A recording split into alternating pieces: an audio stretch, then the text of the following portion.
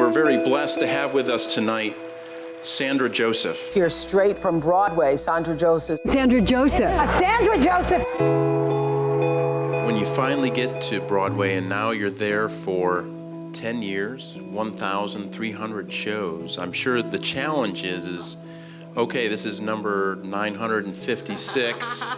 Yeah. How do you keep at that same level for that length of time? Oh, that's a great question. It's your job to make the audience believe that this is all happening for the very first time. And when I was in about my 8th year of doing the show, I was really starting to feel that burnout. And I called an actor friend of mine and I shared with him how much I was struggling.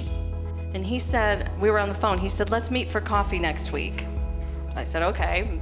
The following week, I'm sitting across from him in this cute coffee shop in New York, and he handed me one of the most precious gifts I've ever received. It was a purple box, and on top of the box, he had stenciled the word perspective. Inside the box were letters he had scoured the internet to find from young women saying how seeing Phantom had changed their life.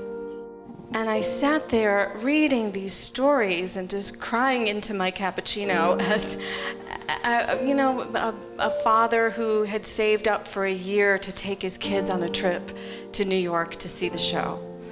And how he would never forget the look in his daughter's eyes as he watched her watching the show. And a woman who took her mother to see Phantom before her mom passed away.